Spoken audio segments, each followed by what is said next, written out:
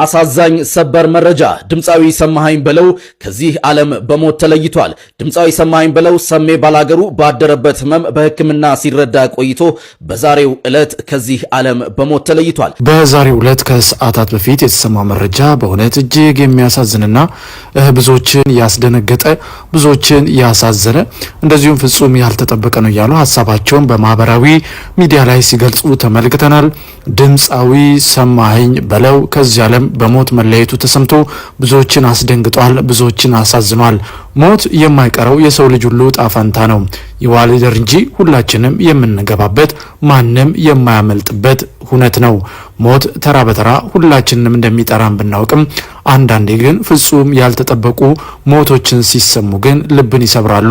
በተለይ ደግሞ በዛሬው ዕለት በተሰማው መረጃ ድምፃዊ ሰማሃኝ በለው ከዚህ ዓለም በሞት መለየቱን ተከትሎ ብዙዎች እንግዲህ ሐሳባቸውን፣ ሐዘናቸውን፣ ፍጹም ድንጋጤያቸውን በማህበራዊ ሚዲያ ላይ ሲገልጹ ተመልክተናል። በሀገራችን የባህል ሙዚቃ ዘርፍ ላይ የማይጠፋ ደማቅ አሻራ ጥሎ ያለፈውና በብዙሃን ዘንድ በቁልምጫ ስሙ ሰሜ ባላገሩ እየተባለ የሚጠራው ድምፃዊ ሰማሃኝ በለው ባደረበት ድንገተኛ ህመም ምክንያት በሕክምና ሲረዳ የቆየው ድምፃዊው በዛሬው ዕለት ሰኔ 8 ቀን 2018 ዓ.ም እንግዲህ ብዙ ሕክምናን ሐኪሞች የሚችሉትን ጥረት አድርገው ርብርብን አድርገው ህይወቱን ለማትረፍ ያደረጉት ጥረት ሳይሳካ እንግዲህ ከዚህ ዓለም በሞት መለየቱ ተሰምቷል።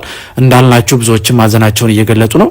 በተለይ ከዚህ ጋር ተያይዞ ከቅርብ ጊዜ ወዲህ የድምፃዊ ሰማሃኝ በለው በአካላዊ ገጽታው ላይ ተፈጥሮ የነበረው እጅግ እንግዲህ የሰውነት ክብደቱ ጨምሮ በመታየቱ ብዙዎች ከጤና እክል ጋር በተያያዘ ይሆናል። ስለዚህ ባከሩ ሰማሃኝ በለው ክብደትን ተቆጣጠር፣ የጤና ሁኔታ ልክ አይመስልም የሚሉ ሐሳቦችን ሲሰጡ ተመልክተን ነበረ።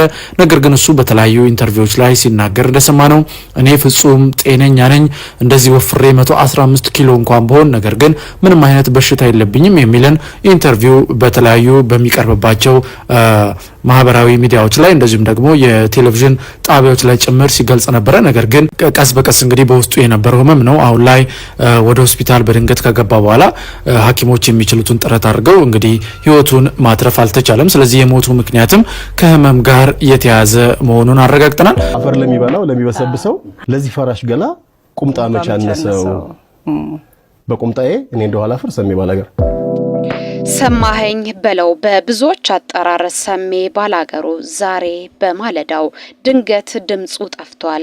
ከዚህ ዓለም በሞት አሸልቧል። ሙዚቃው ሳይሰለች እድሜው ሳይጠገብ የጥበብ አምባው ላይ እንደነገሰ ብዙዎች ሰሜ እንዳሉት፣ ብዙዎች ባላገሩ እያሉ እንደጠሩት፣ ብዙዎች የመዳኑን ወሬ ሲጠባበቁ ዛሬ መርዶን ሰምተናል። ለጥበብ ቤተሰብ ልብ ሰባሪ መርዶ ነው የሰማነው። ለአድናቂዎቹ ለቤተሰቦቹ መጽናናትን እየተመኘን ሰሜ ባላገሩ ምን ገጠመው ምን አገኘው የሚለውን መረጃ እንነግራችኋለን። ነፍስ ይማር። የድምፃዊ ባለትዳርና የአራት ልጆች አባት እንደነበረ ከፋና ባገኘነው መረጃ ላይ ተጠቅሷል። አንቱ ይዋ እነሱ እኮ ልጆች ናቸው ይጫወቱ በጊዜያቸው።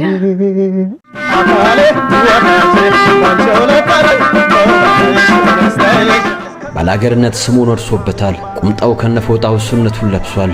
ለዚህ ፈራሽ ገላ ለሚበሰብሰው ቁምጣ መቻነሰው ይላል። የጌሻ አባዩ ድምቀት ያንቱየው አባት ሲያሻው ያጅኝ ሲል እንዳበደ ይሆናል። በቆነጃጅት ተከቦ ባህልን ይሰብካል።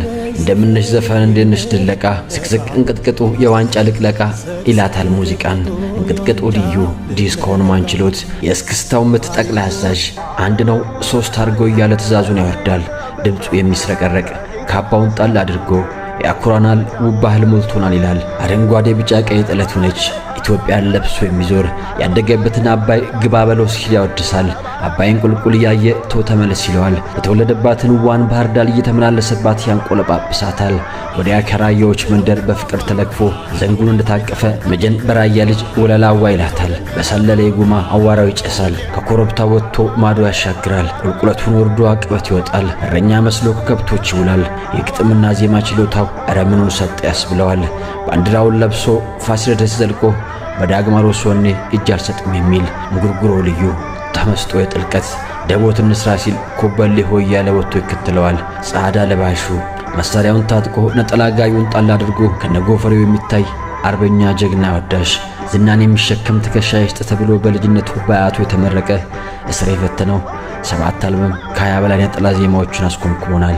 የባህል አምባሳደሩ ሰማኸኝ በለው ሹምዬ ሽፈራው አንዳርጋቸውን ዘለቀ የሰባት ትውልድ ስሙ ነው ሰሜ ባላገር። ባላገር የምትለው ቅጽል ስም ከስሙ ጋር አብራ ሄዳ አስከብሯት መድረክ ላይ ሲወጣ ከነቁምጣው ከነአለባበሱ ከነግርማ ሞገሱ የምንወደው ድምጹ ንቅንቅ ፍንክች ያላለው ሰሜ ባላገር እንኳን ደህና መጣህ። እንኳን ደህና ቆየሽኝ ራኪ። አንድ ነገር ልንገርህ። አንዲት ልጅ እኛ ቤት የምትኖር ልጅ ነበረች ድሮና ወደ ሀገሯ መሄድ ፈልጋ ካሴት ልገዛ ፈለገች። እሺ ከዛ ሄዳ አውቶቡስ ተራ ሄዳ ስም ጠፋባት። ያንተን ነው የፈለገችው። የሚገርም ተሰማ በላይ አለቻቸው።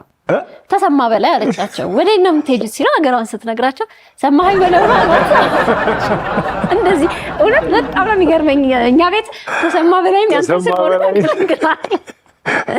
ደስ ብሎኛል። ከረጅም ጊዜ በኋላ ስላገኘው እኔም በጣም ደስ ብሎኛል ራኪ። እንግዲህ አድርገሽ ስለጋበሽኝ በጣም አመሰግናለሁ። የሚገርም ደግሞ በአጋጣሚ አንተ ሰፈር አካባቢ ነኝና ያወቅኩት ራሱ እሱ ሰፈር ነች ሲሉኝ እንደዚህ ሰፈር ነው አልኩ ብዬ ነበረና ብዙ ዓመቴ ነው እዛ። ከመስራቾች ከቆርቋሪዎች መካከል ብዙ ዓመቴ ነው እዛ። ስለ ቤተሰብ እስቲ ትንሽ ንገረኝ። ቤተሰብ እንግዲህ እግዚአብሔር ይመስገን የተባረከ ቤተሰብ ሰጥቶኛል። ባለቤቴ ወይዘሮ ገበያነች አባተ ትባላለች። የዛው የባህር ዳር ልጅ ናት። 4 ልጆች አፍርታልኛለች። 4 የልጅ ልጆች አይተናል። አላቅም ይሄ አዲስ ነው ለኔ። በትዳር ደግሞ ከ35 ዓመት አካባቢ ሆኖናል። እንግዲህ አንድ ላይ መኖር ከጀመርን ይሄ ጓደኝነቱ የትምህርት ቤቱ ሳይጨመር ነው። ከትምህርት ቤት ነው የተጀመረው? ያ ሳይጨመር ማለት ነው። እሱ ሲጀመር ወደ 40 ነው 37 ምናምን ይገባል። በጣም ነው ደስ የሚለው። ቀላል አይደለም ትዳርን ይሄን ያህል ዓመት። በዛ ህይወት ውስጥ ደግሞ ብዙ ውጣ ውረድ ፈተና አለ። በዛ ፈተና ወቅት እንዴት አለፋችሁት? ምክር መስማት ካለብን የእውነት ከ35 ዓመት ኑሮ መስማት አለብን። ትዳር እንግዲህ ምንድነው መሰለሽ እግዚአብሔር ባርኮ ሲሰጥሽ ነው በብዛት። ብዙዎች ይጋባሉ ቶሎ ይለያያሉ። ግን ምንድነው እንኳንስ አብረሽ እየኖርሽ እግር ለእግር ይጠላለፋል እኮ ይባላል አይደለ? ስለዚህ ሰው ሳይጋጭ ቀርቶ አይደለም፣ ሳይጣላ ቀርቶ አይደለም። ግን ሁልጊዜ ምላት አንድ አባባል አለች፣ አንድ መድኃኒት አለች ለትዳር የምትዋጠው ሁልጊዜ ትዕግስት የምትባል እሷ ወሳኝ ነች። እኔ ሳጠፋ እሷ ካልታገሰች፣ እሷ ስታጠፋ እኔ ካልታገስኩኝ ያው እንደ ሌሎቹ ትዳር ይበተን ነበር እስካሁን ድረስ። ያው ግን በእሷ ጀግንነት ነው በጣም የእሷ ይበልጣል።